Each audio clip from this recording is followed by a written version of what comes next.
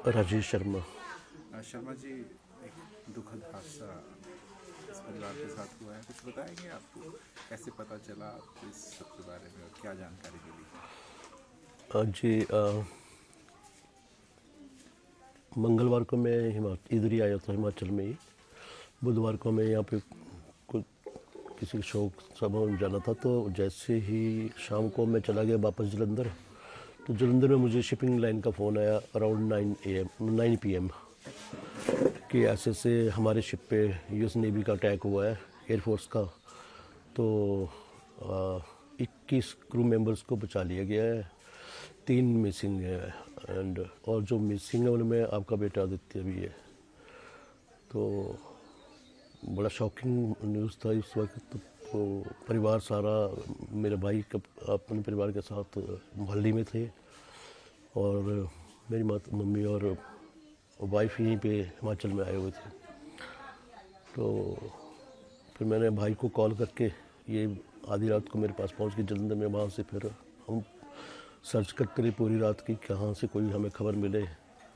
कभी shipping line को phone कर रहे थे, कभी सोशल मीडिया पे सर्च कर रहे थे। तो मॉर्निंग तक का हमें इतना डाउट हो गया था कि जो मिसिंग है वो अराउंड कल 12 बजे के आसपास कन्फर्म हो गया कि आदित्य शर्मा भी इस दुनिया में नहीं है।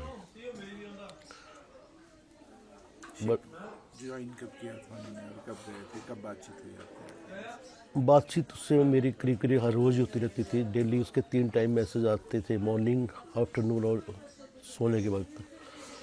तो बातचीत भी कभी एक आधा दिन छोड़ के रेगुलर होती थी। कभी कभी होता था कि सिग्नल ना हो शिप समुंदर में, तो नहीं हो पाती थी। लेकिन लास्ट जो मेरी बात हुई थी वो संडे को ही थी। संडे को ही एक और कार्गो शिप पे यूएस नेवी ने अटैक किया था, जिसमें कि 24 क्रू मेंबर को बचा लिया गया था। तो मैं न्यूज़ देख रहा था, उसी वक्त मैंने बेटे को कॉल किया। तो उसने कहा कि डैड, हमारे से वो शिप 2 नॉटिकल माइल दूर है, तो मैं सेफ़ हूँ। बस इतनी सी बात हुई। बट वो कह रहा था कि हमारे भाई शिप वो ट्राई उसी तरफ जाने की कर रहे हैं।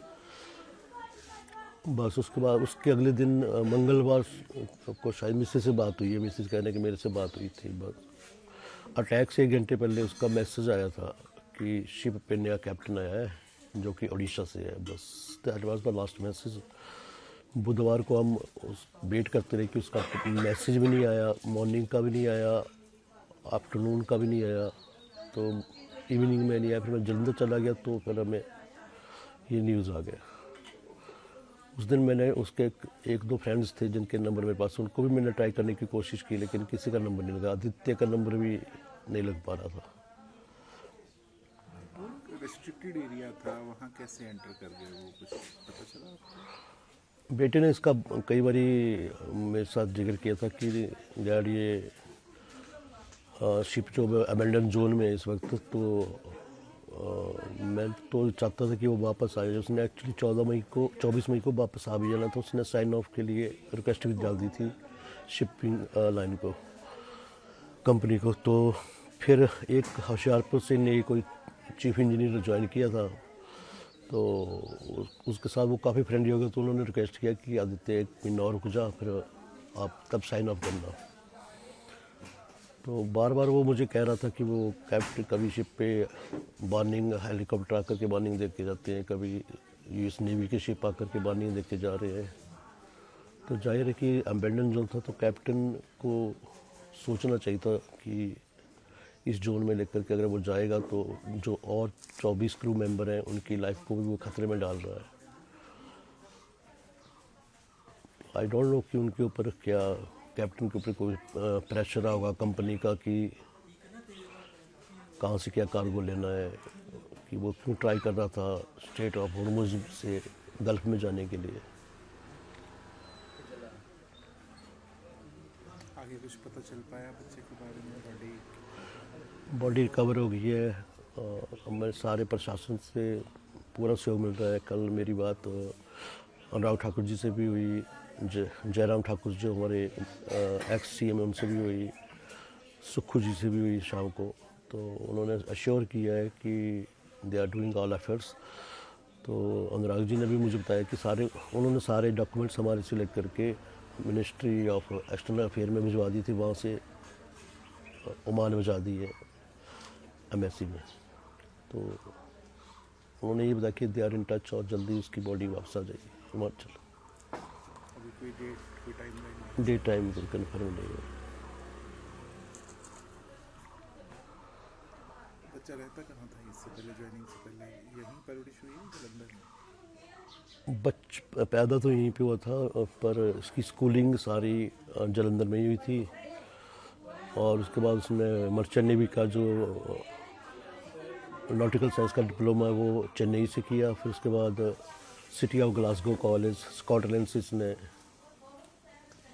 डिप्लोमा किया। तो अभी इसने 15 महीने पूरे करने के बाद दोबारा वहाँ से ग्लासगो से ही स्कॉटलैंड से ही सर्टिफिकेट लेना था, जिसके बाद इसने फर्स्ट ऑफिसर बनना। सारे इंसिडेंट्स में आपको क्या लगता है दोषी कौन है? सारा अब 5-6 महीने से हम देख ही रहे हैं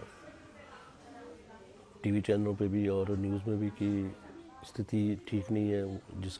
जो ये ईरान और ईरान और यूनाइटेड स्टेट और इजराइल का जो बार चल रहा है, इससे हर कोई इफेक्ट हो रहा है। चाहे वो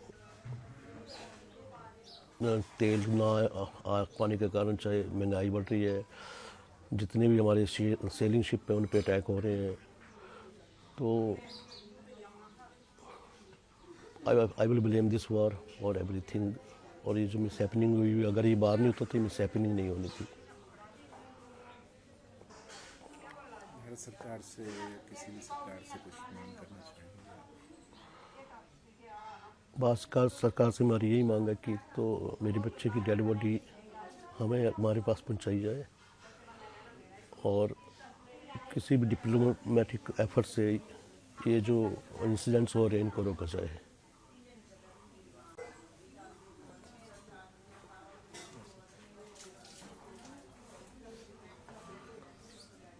बच्चे के बारे में सर, मतलब how do you remember him, उसके बारे में जो चीज़ आपको बहुत याद आती है?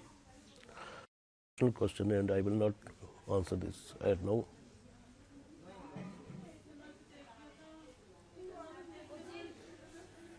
परिवार में कौन कौन है सर? मेरा भाई है, उनकी फैमिली है, मदर है और मैं और मेरी वाइफ है। He was only son. He was only child.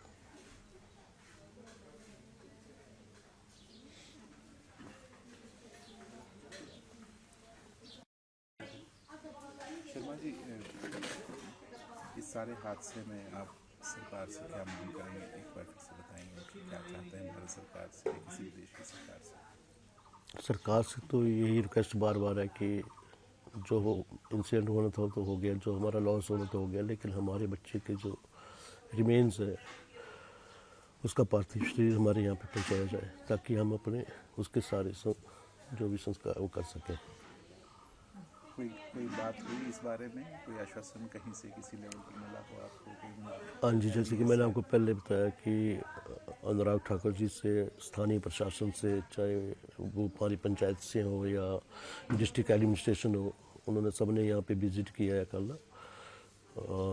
एक्स-CM से भी मेरी बात हुई है, जयराम ठाकुर जी से, और सुखविंदर सिंह सुक्खू जो वर्तमान हमारे मुख्यमंत्री, उन्होंने भी मुझे फ़ोन पे आश्वासन दिया है और राहुल ठाकुर जी ने भी आश्वासन दिया है। बल्कि उन्होंने तो सारे डॉक्यूमेंट्स हमारे सिलेक्ट करके विदेश मंत्रालय में भिजवा दिए थे और वहाँ से ऑलरेडी वो ओमान में भारतीय एम्बेसी और ओमान सरकार के साथ शेयर हो चुके हैं।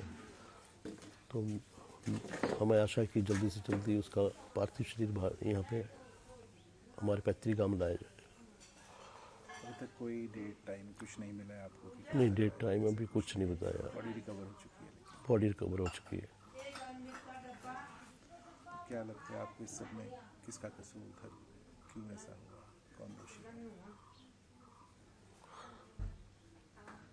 मैंने पहले भी आपको बताया कि जो पहले तो ये सारे रूट सेफ थे, कभी किसी शिप पे हमने अटैक सुना नहीं था, कमर्शियल शिप पे कभी अटैक नहीं होता था। तो ये जो ईरान, अमेरिका और इसराइल का जो बार है, इसकी वजह से स्टेट ऑफ हॉर्मुज जो गल्फ को जाने का एकमात्र रास्ता है, समुद्री रास्ता है, उसको दोनों तरफ से रोक दिया गया, ईरान और अमेरिका की तरफ से। तो मैं तो यही चाहूँगा कि पहली कोशिश तो होनी चाहिए कि कमर्शियल शिप्स को रोका ना जाए, उनको आने जाने दिया जाए। दूसरा ये कि अगर स्थिति इतनी ख़राब है तो जो शिप के कैप्टन हैं उनको भी थोड़ा सेम बरतना चाहिए कि अगर उनके ऊपर कोई प्रेशर भी है तो उनको पहले ये सोचना चाहिए कि जो वो करने जा रहे हैं वो कितना ख़तरनाक है। क्योंकि जिस दिन बेटे की शिप पे हमला हुआ उससे पिछले दिन ही एक और भारतीय शिप पे अटैक हुआ था जिसमें कि 24 क्रू मेंबर्स को उन्होंने बचा लिया था। तो मैं भारत सरकार से यही प्रार्थना करूँगा कि इनके लिए एक गाइडलाइन जारी की जाए कि अगर ये रास्ता सेफ है, पहले तो कोशिश ये होनी चाहिए कि इसको खुला जाए। अगर नहीं है सेफ तो शिप जो है वो थोड़ा वेट करें या ना जाए वहाँ पे, ताकि और लोगों की जान खतरे में न लग जाए।